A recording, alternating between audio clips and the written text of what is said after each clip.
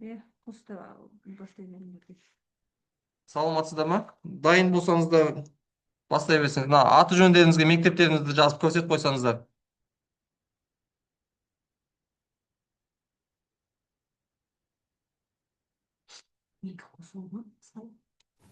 Қырқыншы мектеп бар ма? Қырқыншы мектепте, так, кім дейді әжеде?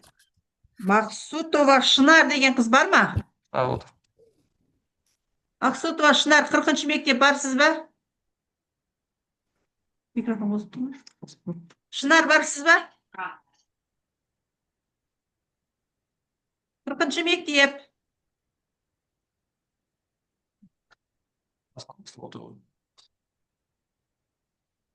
Қырқыншы мектеп, сіз қоссаңыз, презентациялық қоссаңыз, 40-шы мектеп.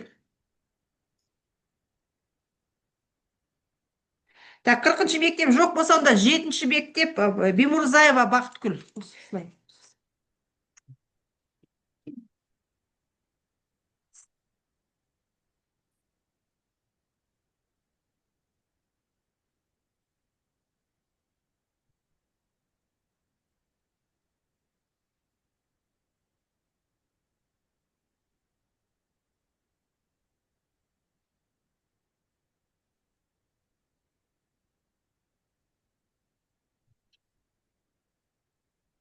Өзім жылшы. Позиция деген бастайсыз да, иә. Қайжан кетем ба? Мынау елдің бәріне шығып тұр. Мен де көрініп тұрмын ба? Иә. Сәлеметсіздер ме, әріптестер? Сәлеметсіздер ме, әріптестер? Өтеген Батыр ауылы нөмір 7-ші орта мектеп информатика пәнінің мұғалімі Бимурзаева Бақытгүл Мырзағали қызы. Менің әдістемелік құралымның тақырыбы информатика пәні бойынша 5-ші сынып оқушыларына арналған жұмыс дәптері. Әдістемелік құралдың мақсаты оқушылардың информатика пәні бойынша базалық білімдерін қалыптастыру, алгоритмдік ойлауды және логикалық ойлауды дағдыларын дамыту, ақпараттық коммуникациялық технологияларды тиімді пайдалануға үйрету, оқушылардың пәнге деген қызығушылығын арттыру және шығармашылық қабілетін дамыту. Жұмыс дәптерінің міндеттері оқушылардың алған білімдерін бағалауға мүмкіндік беретін түрлі тапсырмаларды ұсыну. Өзектілігі қазіргі цифрлық әлемде информатиканың маңызы артып келеді. Бұл жұмыс дәптері оқушыларды ерте жастан бастап цифрлық сауаттылыққа үйретеді және болашаққа қажетті дағдыларды қалыптастыруға бағытталған. Жаңартылған білім беру бағдарламасының талаптарын ескере отырып, жасалуы оның өзектілігін арттырады. Тәжірибелік маңызы және жаңашылдығы бар.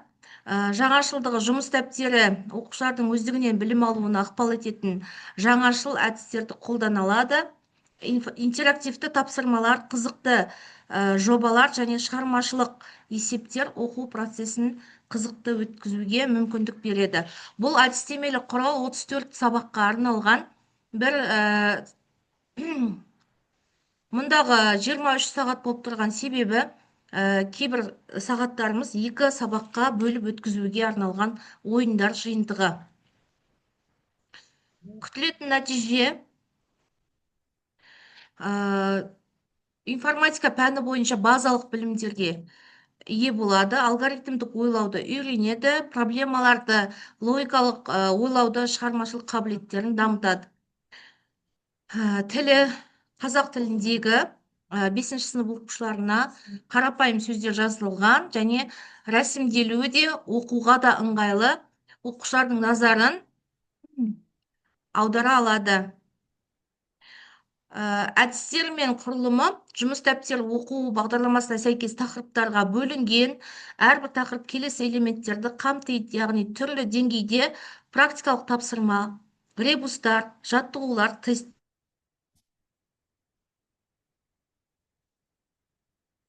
да қамтылған.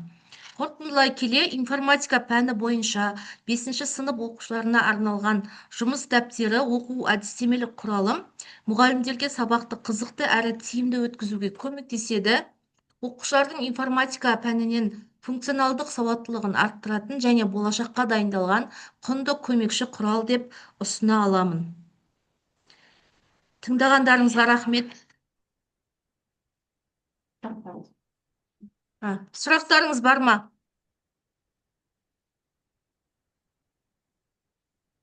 Так, құрметті әріптестер, сұрақтарыңыз бар ма 7-ші мектепке? Жоқ. Жоқ, сұрақ жоқ. Нет вопросов, нет. Спасибо большое. Келесі мектеп бізде Бимурзаевдан кейін дайын. 2-ші мектеп бар ма? Я бар. 2-ші мектеп сізге демонстрация беріледі, өзіңіз презентацияңызды қоса беріңіз. Мгм.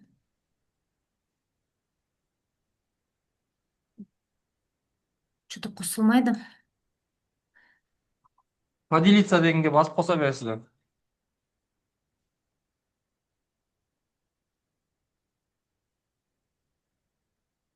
Поделиться деген тұр. Что-то Именно экранның астыңғы жағында дәл ортасында тұрады поделиться деген жасыл кнопка. Мгм. Ну, окей, и этот. Сөйтіп бастай бересіз. Видать презентация? Иә. Көріне ма? Здравствуйте, уважаемые коллеги. Жоқ, көрінген жоқ. Поделиться дейсіз. Мына Я окно ашылады. Презентацияңызды басыңыз. Презентацияны таңдайсыз дағы, окей деп басасыз. Поделиться деп басасыз. Давайте следующий пусть начнет. Я сейчас через другой ноутбук зайду. Что-то здесь нет тут. Не хочет он открываться у меня. Можно? Да, можно. Тогда онда 7-ші мектеп Тажикова дайын екен. Тажикованы тыңдап, келесі мектепте дайын отырыңыздар. Все. Екінші орта мектеп келесі болады. Ага.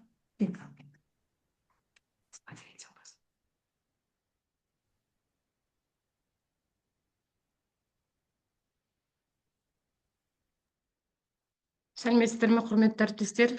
Мен физика пәнінің мұғалімімін, 7-ші орта мектептегі. Аты жөнім Тажикова Даннагүл Сериковна. Бүгінгі сіздерге ұсынып отырған әдістемелік құралдың тақырыбы физикадан есептер шығару әдістері. Келесі бетке айтып өтеді. Ссылка басамыз. Әдістемелік құралдық мақсаты оқушылардың пәнге деген қызығушылығын арттыру және шығармашылық қабілеттерін дамыту. Жұмыс дәптері міндеттері. Оқушылардың алған білімдерін бағалауға мүмкіндік беретін түрлі тапсырмаларды ұсыну. Оқушылардың өздігінен жұмыс істеу дағдыларын қалыптастыру. Өзектілігі. Жаңартылған білім беру бағдарламасының талаптарын ескеріп отырып жасалуы оның өзектілігін арттырады. Тәжірибелік маңызы. Тапсырмалар оқушылардың проблемаларды шешу, логикалық ойлау және шығармашылық қабілеттерін дамытуға бағытталған. Жаңашылдығы, конечно, интерактивті тапсырмалар, қызықты жобалар және шығармашыл есептер мен оқу процесін қызықты етеді. Енді бұл жердегі біздің ұсынып отырған әдістемелік құралым 34 сабақтан тұрады. Сіздер білесіздер, бұл әдістемелік құралды біз банағы кітапқа байланысты негізделіп жасалған. Бұл жерде 20 сағат, өйткені керекті ау деген тақырыптарды 2 сағаттан алғанмын. Мысалға тығыздық, күш, деформация деген балалардың банағы физика деген қызығушылығын арттыру, білім дағдыларын арттыру үшін. Күтілетін нәтиже. Бұл жердегі олардың біздің әдістемелік құралдың мақсаты олардың физика пәніне деген қызығушылығын арттырып, проблемаларды шешу және шығармашылық қабілеттерін дамыту үшін. Олардың логикалық ойлау, елестету, түсіну бағдарламасын түсіну үшін жасалған дүние. Тілі қазақ тілінде физика пәнінің қызығушылығын және физикалық есептерді шығару, физикалық эксперименттерді жасау, жай қарапайым эксперименттерді жасау.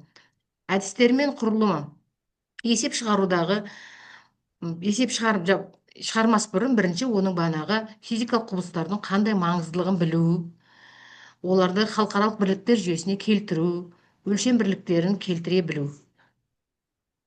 Енді қорыта келген кезде менің бұл әдістемелік құралым оқушыға да және пән мұғаліміне де керекті құрал деп санаймын. Олардың функционалдық сауаттылығын арттыра отырып және болашаққа дайындайтын құнды көмекші құрал деп сенемін. Назарларыңызға рахмет. Маған сұрақтарыңыз бар ма? Жоқ, сұрақ жоқ, рахмет.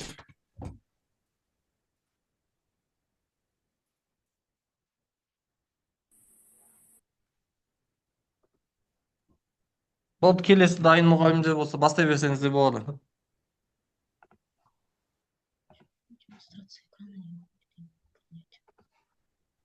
Саламатсыздар ма?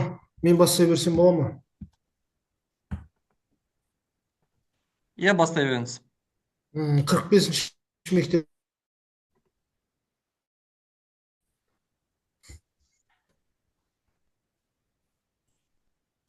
Қырық бесінші мектеп бізде жоқ қой тізімде. Сіз басқа Тізімде сілтеме жоқ па? өтесіз? Бізде жоқ. Мен математика пәні ғой. Жоқ, сіздер басқа зумға өтесіздер. Онда мен шыға берейін ба? Иә, иә. Жақсы, сау болыңыздар. Сәлеметсіздер ме? Сәлеметсіз. Қай мектеп? 54-ші мектеп бар ма тізіміңізде? Жоқ. Бізде 24-ші мектеп 47-2. Сосын 20 бар. Болды. 40-шы мектеп Маған болды ма? просто әдістемелік 36-шы мектепші? Мен тізімде Жоқ, тұрмын ғой. жоқ. Жомарт қызы Айнұр деп кешегі жіберген тізімде тұрмын. Кешіріңіз, қалып қойған мұғалімдерді қосып еді ғой. Біз бірінші потоктан қалып қойғанбыз. Осы тізімге сол қосып қалып қойған мұғалімдерді қосты ау деймін. Иә, бізге солай айтты ғой. Кеше жіберді ғой. Маған Жауапты ондай ештеңе жетінші айтылмады. мектеп тұрды. 40-шы мектеп айта берсем бола ма? Иә, 40-шы мектеп кім? Мақсутова. Иә, айта беріңіз, бастай беріңіз. Поделиться дегенді бастап, демонстрацияны қоса бересіздер.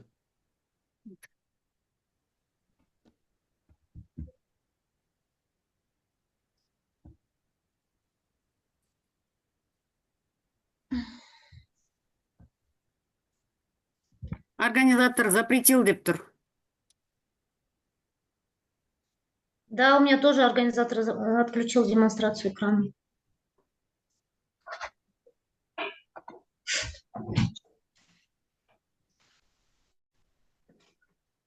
Кешіріңіздер, сұрақ қойсам бола ма? Қай мектеп ұйымдастырып жатыр Zoom-ды? 7-ші мектеп деген бізге. 7-ші мектеп. 7-ші мектеп, иә? Настойкасында қарадым, міне. Кез келген адам таңдап өзі бастай берсе болады. Трансляцияны. Все, енді ашылды. Берілді, болды.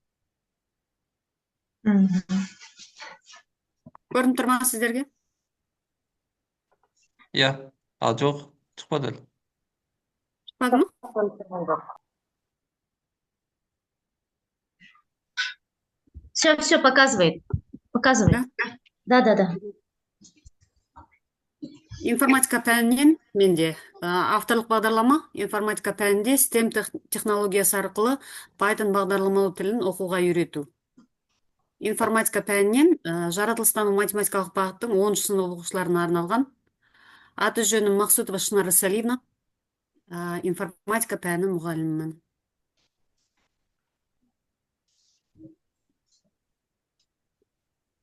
Бағдарламаның мақсаты Python бағдарламалау тілін STEM технологиясын қолданып оқуға үйрету. Міндеттері жаратылыстану математикалық бағыттағы сыныптарда Python бағдарламасын оқуды қалыптастыру.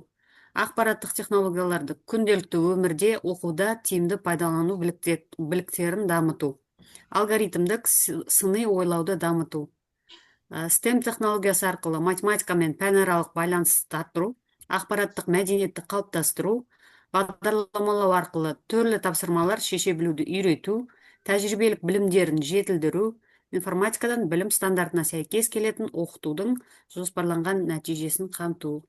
Енді оқу бағдарламасы 34 сағатқа арналған авторлық бағдарлама. Бізде енді информатикада Python бағдарламалау тілі 6-шы сыныптан 10-шы сыныпқа дейін жүреді.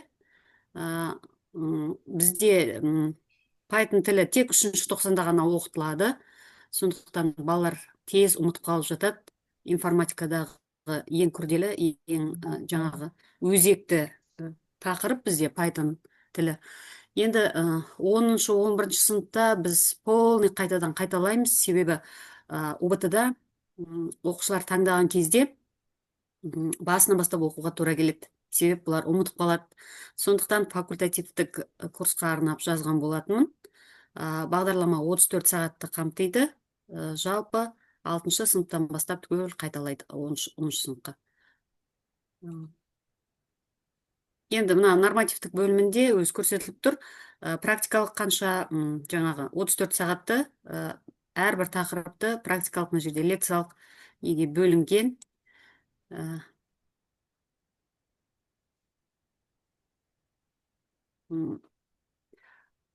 Жаңа Python'ды орнатудан бастайды да, бір өлшемді, екі өлшемді массивпен аяқталады тақырыптар. Пайдаланылған әдебиеттер.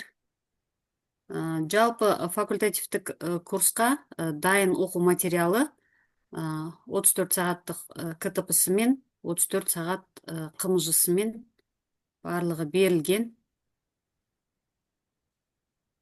Сол сұрақтарыңыз болса?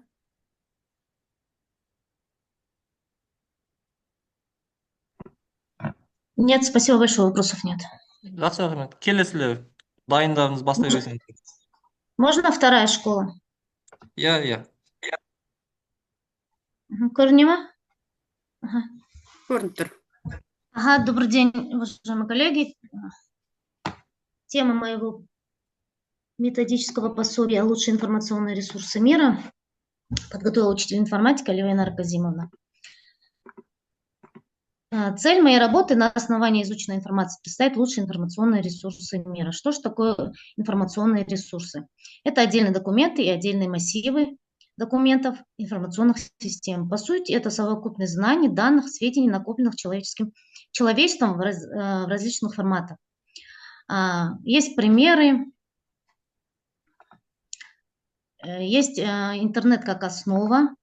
В современном мире интернет стал главным и самым мощным носителем информации. Он объединяет миллиарды различных ресурсов, обеспечивая мгновенный доступ к знаниям из любой точки мира. Его роль в распространении и обмене информацией невозможно переоценить.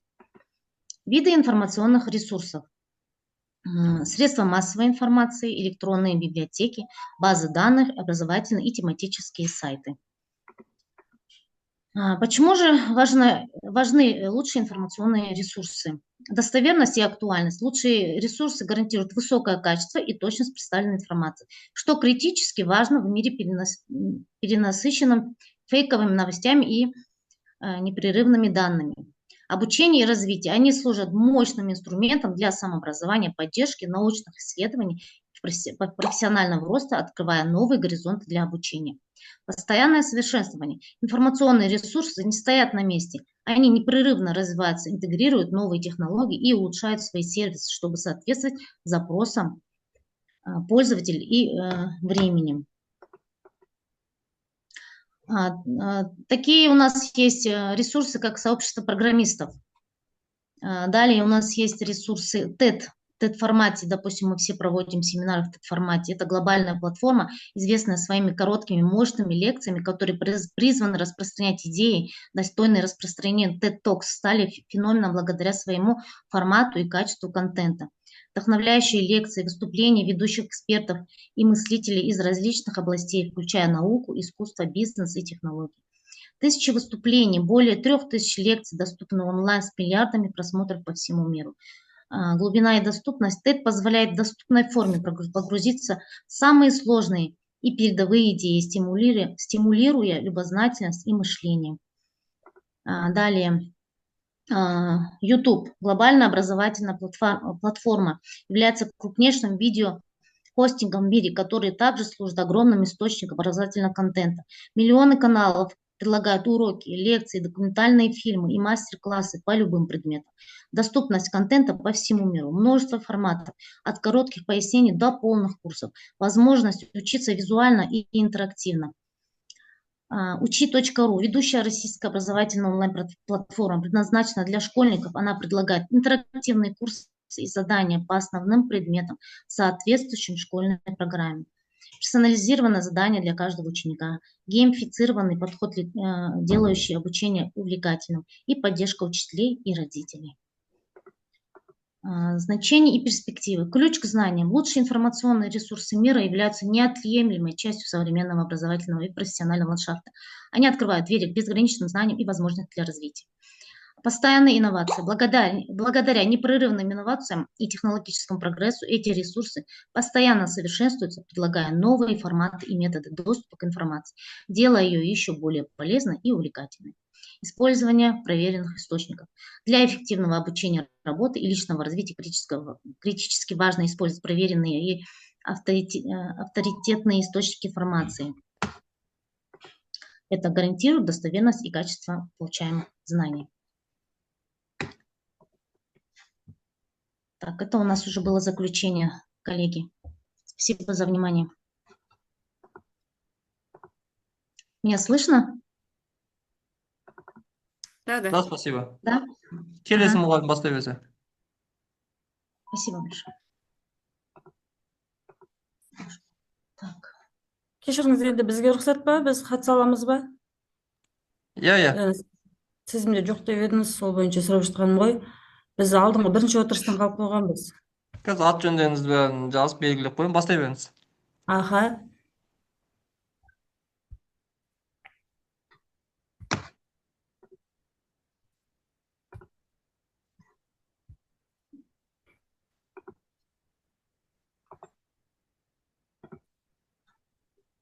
Менің жұмысым көрініп тұр ма? Кешіріңіздер.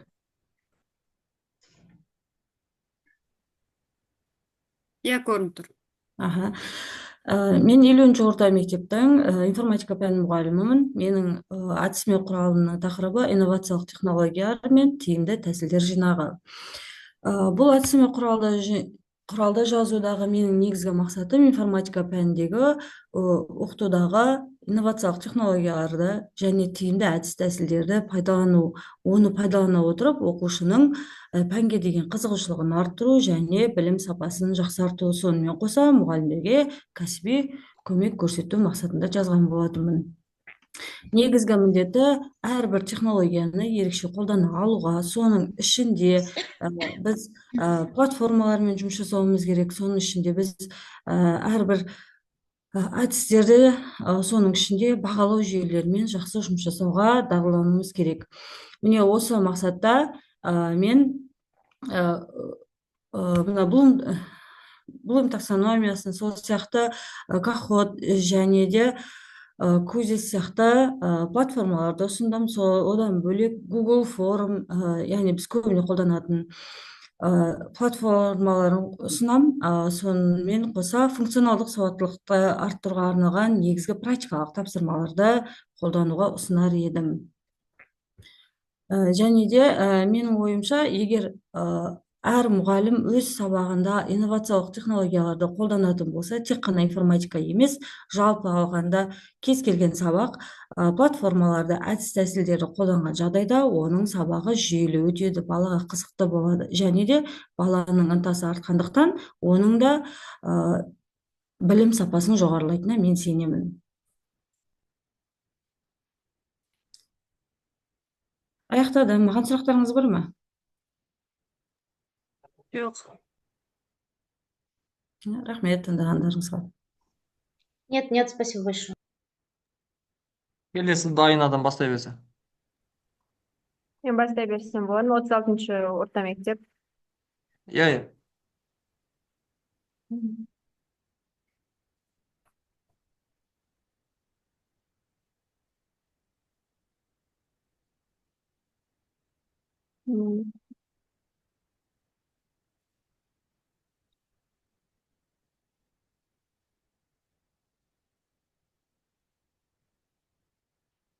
Ekrан açıldı mı?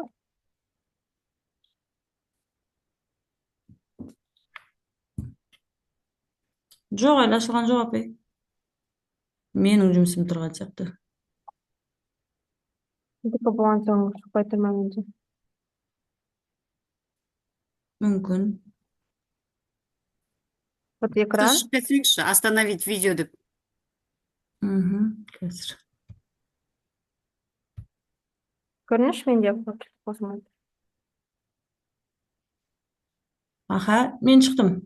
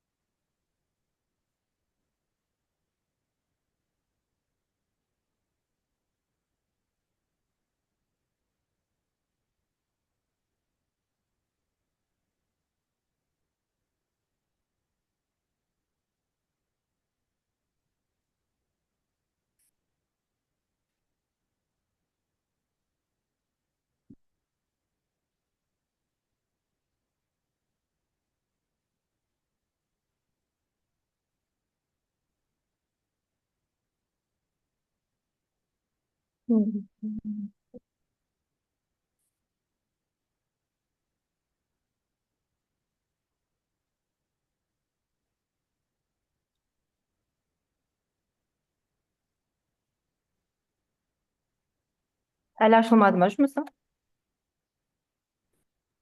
Жоқ, ашылмады. PowerPoint